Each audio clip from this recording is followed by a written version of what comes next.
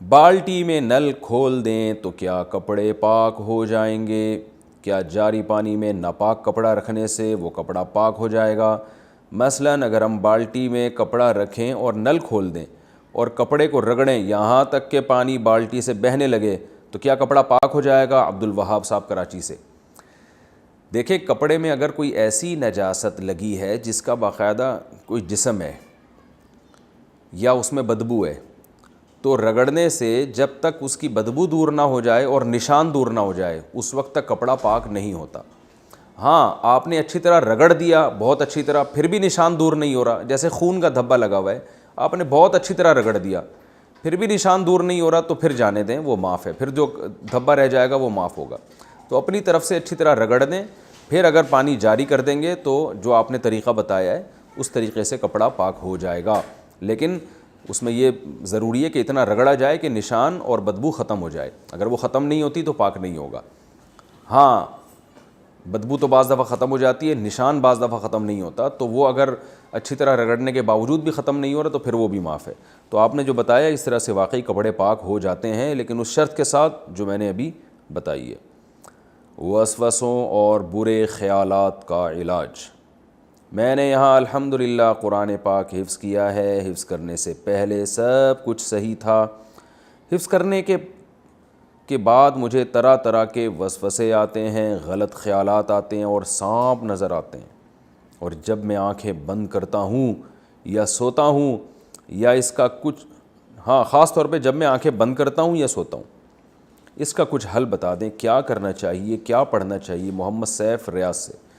جناب، ایسی چیزوں میں پڑھنے سے وسوسے بڑھتے ہیں، کم نہیں ہوتے، یہ ذہن میں رکھیں، چاہے کچھ بھی پڑھیں آپ۔ دماغی کمزوری ہے آپ کو یا آپ فارغ زیادہ رہتے ہیں جس کی وجہ سے آپ کو یہ وسوسے آ رہے ہیں، اس کا حفظ قرآن سے کوئی تعلق نہیں۔ حفظ تو ہم نے بھی کیا ہے، اللہ کا شکر، ہمیں تو وسوسے نہیں آتے،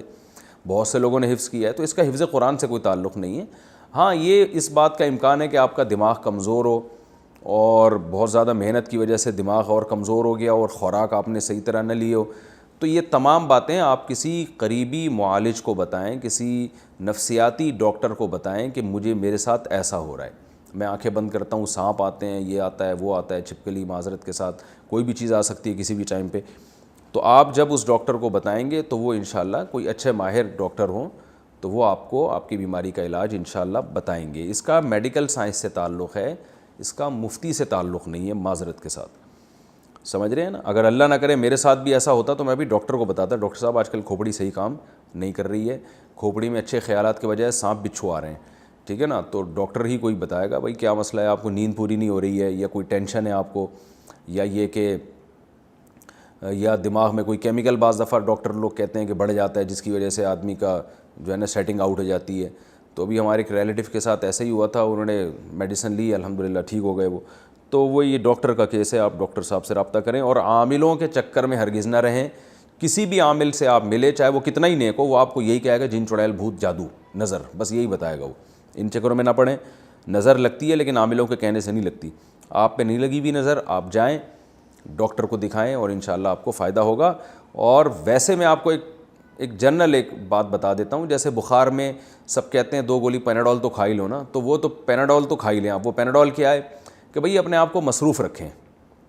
فارغ نہ بیٹھیں آپ، اور ایکسرسائز کریں، اپنے آپ کو بہت زیادہ تھکائیں، ایکسرسائز کر کے، سوچ کے نہیں، صبح جاگنگ کریں، شام کو جم جائیں، پھر کھائیں، اور جو ہے نا وہ جب تھکیں گے آپ کو نیند اچھی آئے گی، نیند آپ کی پراپر ہوگی تو انشاءاللہ، اور پھر سارا دن جب بزی رہیں گے